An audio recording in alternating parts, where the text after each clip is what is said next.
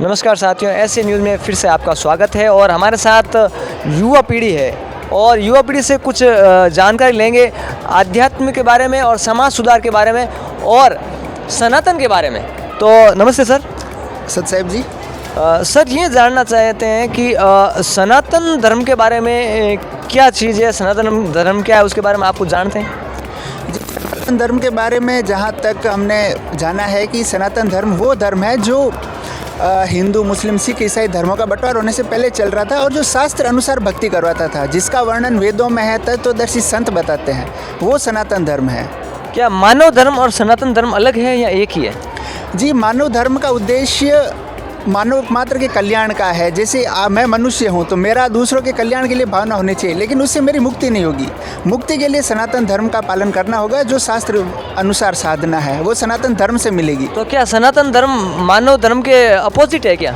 Opposite नहीं है sir. मानव धर्म जो वो सनातन धर्म का एक पार्ट है स्वयं। जी, तो आप कैसे डिफाइन करोगे मानव धर्म और सनातन धर्म में क्या भिन्नता है, क्या समानता है, आपको क्या लगती है? जी, जहाँ तक है कि सनातन धर्म जो है वो शास्त्र अनुसार साधना की, आप एक परमात्मा को मानो, सभी जीव उसी भगवान के बनाए हुए हैं और भगवान की भक्ति करने से ही मुक्ति होगी। किसी से राग द्वेष क्लेश नहीं करना है, क्योंकि ये सब मनुष्य को यहाँ बांधने का कार्य करते हैं। तो हमारे साथ कुछ युवा और हैं, उनसे भी मिलेंगे। नमस्ते सर। नमस्ते। क्या नाम सर आपका? सोहनदास। सोहन जी, ये बताइए कि जैसे अभी सनातन धर्म बोलो चाहे हिंदू धर्म बोलो, उसमें राधे ताधे जाप जो है बहुत सारे धर्मगुरु दे रहे हैं और टीवी पर भी वो देते हैं, तो इसके बारे में क्या इससे जीव का मोक्ष हो सकता है या इसके बारे में आपका क्या कहना है?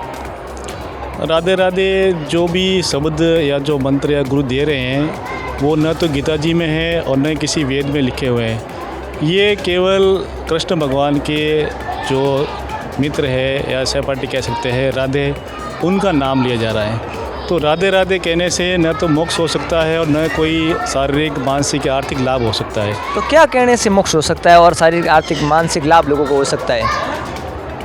किसी भी प्रकार का लाभ प्राप्त करने के लिए परमात्मा की भक्ति करनी पड़ती है और परमात्मा की भक्ति सभी धर्म बताते हैं, लेकिन जो भक्ति शास्त्र के अनुसार हैं, जो गीता में लिखा हुआ है, जो वेदों में लिखा हुआ है कि शास्त्र अनुसार जो साधना बताया जाएगा वो एक तत्वदर्शी संत होगा और उसके द्वारा जो मंत्र दिए जाएंगे, जैसे गीता जी में वर्णित है ओम तत्सत, ये 3 मंत्र बताए गए हैं। उन 3 मंत्रों के जाप से ही मोक्ष हो सकता है, बाकी किसी से मोक्ष तो वो नहीं। तो हम आम लोग भी पढ़कर ओम तत्सत का जाप करते हैं, तो उसमें क्या बड़पन हुआ, क्या अलग चीज़ हुई उसमें?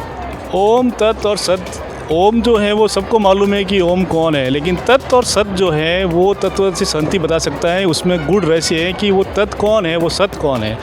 जैसे तत् के बारे में बताया गया है कि तत् एक मंत्र है जो श्वासों के द्वारा किया जाता है और सत्य जो है वो सारनाम या पूर्ण परमात्मा की प्राप्ति के लिए है। वो भी एक गुप्त है जो तत्वदर्शी संति बता सकता है। वो जो गीता जी में ओम तत्सत लिखा हुआ वो कोड वर्डों में लिखा हुआ है। नमस्ते सर। नमस्ते। क्या नाम है सर आपका? मनोहर राम। मनोहर जी, ये बताइए कि हिंदू धर्म के लोग जो है वो धोखे में कैसे हैं? जैसे सोशल मीडिया पे वायरल हो रहा है, ठीक है ना, इस टाइप के टैग अलग अलग नाम से चल रहे हैं, कुल मिला के जो, तो इससे मैं कैसे पता चले हिंदू धर्म के लोग जो है वो किस प्रकार से धोखे में हैं और उसके बारे में आप क्या कहना चाहोगे? जी सर, जैसा कि हिंदू धर्म के जितने भी लोग हैं या और भी धर्म के लोग हैं, सभी लोगों का थोड़ा मानना है कि जितने भी हमारे गुरु हैं वो जो बताते हैं वो सही बताते हैं, लेकिन वास्तविकता कुछ अलग है। क्योंकि हमारे ग्रंथ बताते हैं कि पूर्ण तत्वदर्शी संत की शरण में जाना चाहिए। से तत्वदर्शी संत होता है वही पूर्ण मोक्ष का मार्ग बताता है। जैसे कि आज के समय में लाखों धर्मगुरु, शंकराचार्य आदि बने हुए हैं जो हमारे शास्त्रों के अनुकूल ज्ञान नहीं देते, क्योंकि उनको खुद को ही पता नहीं है कि शास्त्र में क्या लिखा हुआ है। जैसे कि गीता अध्याय 18 का श्लोक नंबर 67 में वज्र शब्द है, उसका अर्थ होता है जाना, जबकि सभी धर्मगुरु और शंकराचार्यों ने उसका अर्थ किया है आना, जबकि संत रामपाल जी महाराज ने इसका विस्तार से मुख्य बात हमें ये बताइए कि किस किस प्रकार से हिंदू धर्म के लोग हैं वो अपने गुण रहस्य नहीं जान पाए या इस चीज़ से आध्यात्मिक रूप से ये धोखे में, ये बताइए हमें। जी, इसका मुख्य कारण है कि वो शिक्षित होने के बाद में भी उन्होंने शास्त्रों को खोल के कभी देखा नहीं है कि हमारे शास्त्र क्या बताते हैं। क्योंकि जितने भी धर्म गुरु शंकराचार्य हैं वो यही बताते हैं कि कई लोगों को भ्रमणा है कि गीता जी को पढ़ना नहीं चाहिए, पढ़ने से हर समय पढ़ना नहीं चाहिए, स्नान करते हुए पढ़ना नहीं चाहिए, क्योंकि ऐसी भ्रांतियाँ या समाज के अंदर आडंबर फैला रखे हैं, जिसके कारण वो खुद डरते हैं, शास्त्र को कभी खोल के देखते ही नहीं है। इसलिए सभी हिंदू धर्म के हो चाहे और भी धर्म के लोग हैं, उनसे प्रार्थना है कि जितने भी ग्रंथ हैं उनको खोल के पढ़ें और उस ग्रंथ में क्या लिखा हुआ है, सच्चाई क्या है, उस सच्चाई को गहराई से देखें। जैसे भारत विश्व गुरु बनने की बात आती है तो उसमें युवाओं को क्या करना चाहिए या भारत विश्व गुरु पुनः वापस कैसे बन सकता है, इसके बारे में आपका क्या कहना है? जी, आज का युवा जो है उसके सामने सबसे बड़ी चुनौतियां हैं, एक तो नशा, दहेज और बेरोजगारी।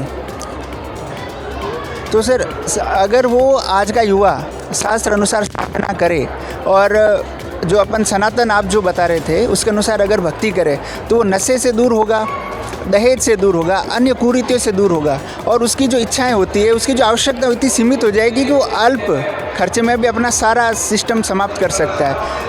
तो इस कारण भारत एक विकसित देश की ओर अग्रसर होगा और इसी से विश्वगुरु बनेगा सर, अन्यथा पॉसिबल नहीं है। तो ये थे कुछ युवा जिन्होंने अपने विचार बताए और जो सनातन धर्म हिंदू धर्म पर जो अभी सोशल मीडिया पर टैग चल रहे हैं उनके बारे में भी जानकारी दी और भारत विश्व गुरु कैसे बन सकता है उस पर भी मंथन हुआ। बहुत बहुत धन्यवाद। ऐसे ही सच्चाई और विवाद के लिए आप ऐसी न्यूज़ से जुड़े रहे। धन्यवाद।